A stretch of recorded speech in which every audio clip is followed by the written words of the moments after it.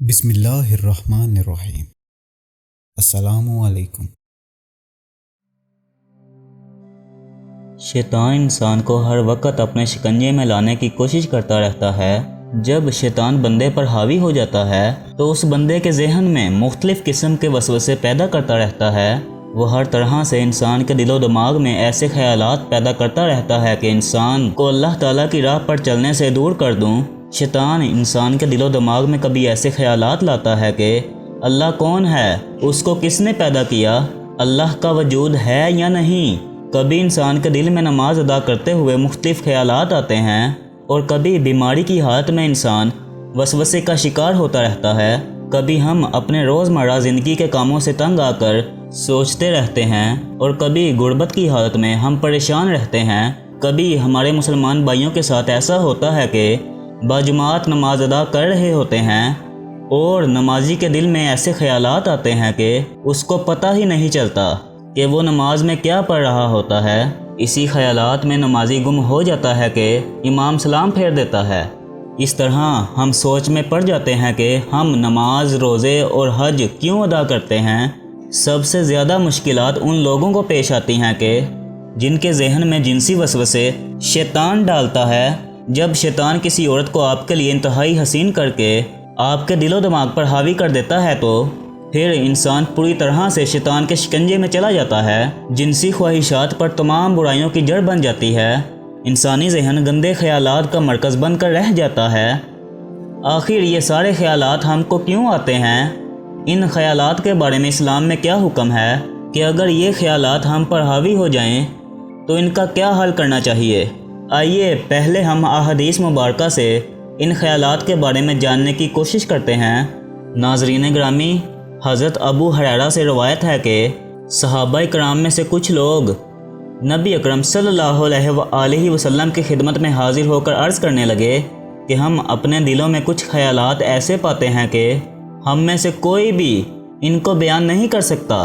آپ صلی اللہ علیہ وآلہ وسلم نے فرمایا، کیا واقعی تم اسی طرح پاتے ہو، یعنی گناہ سمجھتے ہو؟ صحابہ کرام رضی اللہ تعالیٰ عنہ نے عرض کیا، جی ہاں۔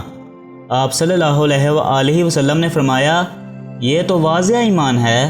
محدثین اس حدیث کی وضاحت کچھ اس طرح کرتے ہیں کہ صحابہ کے اس جملہ ہم اپنے دلوں میں کچھ خیالات ایسے پاتے ہیں کہ ہم میں سے کوئی بھی ان خیالات کو بیان نہیں کر سکتا کا مطلب یہ ہے کہ ہم اپنے دلوں میں بری چیزیں پاتے ہیں، مثلاً اللہ کو کس نے پیدا کیا اور وہ کیسا ہے اور کس چیز سے ہے، اور اس طرح کی اور چیزیں جن کا بیان کرنا بھی مشکل ہے، اس کے لیے کہ ہمیں معلوم ہے کہ یہ قبیح باتیں ہیں اور ان میں سے کوئی چیز بھی ایسی نہیں ہے کہ ہم اس پر اعتقاد رکھیں، بلکہ ہم جانتے ہیں کہ اللہ قدیم اور ازل سے ہے، ہر چیز کا خالق ہے، مخلوق نہیں ہے۔ تو ایسے خیالات جو ہمارے دل میں آتے ہیں تو ان کا کیا حکم ہے؟ تو آپ صلی اللہ علیہ وآلہ وسلم نے یہ جواب دیا، یہ تو صریح ایمان ہے، اس لیے تم ان وسوسوں کو دل میں پانے کے بعد جھڑک دیتے ہو اور اس کو برا سمجھتے ہو تو یہ تمہارے ایمان کی علامت ہے۔ لہٰذا ان خیالات اور وسوسوں سے پریشان نہ ہو، اور ان کا علاج یہ ہے کہ ان کی طرف بالکل دھیان نہ دیا جائے۔ بعض علماء نے وسوسوں میں مبتلا اشخاص کی تسلی کے لیے کہا ہے کہ جس طرح چور اس گھر میں جاتا ہے جہاں کچھ مال و متاع ہوتا ہے، اسی طرح جس دل میں ایمان ہوتا ہے شیطان وہاں آ کر وسوسے ڈالتا ہے۔ برے خیالات کا آنا شیطان کا ایک عمل ہے۔ شیطان وسوسوں کے ذریعے انسان کو اپنے رب سے دور کرنے میں ہمیشہ سے ہی کوشش میں لگا ہوا ہے، اور قیامت تک شیطان انسانوں کے دلوں میں وسوسے پیدا کرتا رہے گا۔ اس کی کوشش یہی ہوگی کہ انسان رحمان کی باتوں کو چھوڑ کر شیطان کی باتوں کو مان لیں۔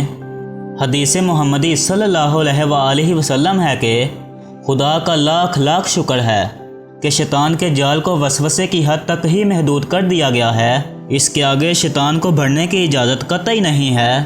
حدیث پاک میں ہے کہ نبی اکرم صلی اللہ علیہ وآلہ وسلم نے فرمایا کہ اللہ تعالیٰ نے میری امت کے لوگوں کے دلوں میں وسوسے پیدا ہونے کو درگزر فرما دیا ہے اور انسان کو نیک کام کرنے کی توفیق دی ہے۔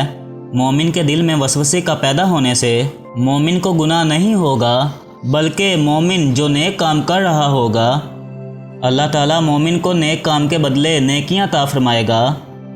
جو لوگ ہر وقت خیالات میں گم ہوتے ہیں، ایسے لوگ دوسرے کاموں میں سست روی اختیار کرتے ہیں۔ وہ ہر وقت وسوسوں میں ہی رہتے ہیں۔ وہ سوتے اٹھے لیٹے، گھر سے باہر جاتے، گھر میں داخل ہوتے، شریعت کے خلاف وسوسوں میں رہتے ہیں۔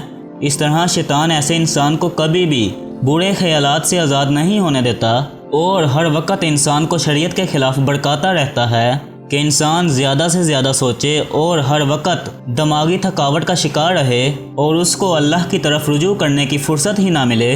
ناظرین، امید کرتا ہوں کہ ہماری آج کی ویڈیو آپ کو پسند آئی ہوگی۔ ویڈیو کو لائک اور چینل کو سبسکرائب کرنا مت بھولیے گا۔ ناظرین، کمنٹ باکس میں اللہ کے 99 ناموں میں سے ایک نام ٹائپ ضرور کیجیے گا۔ شکریہ۔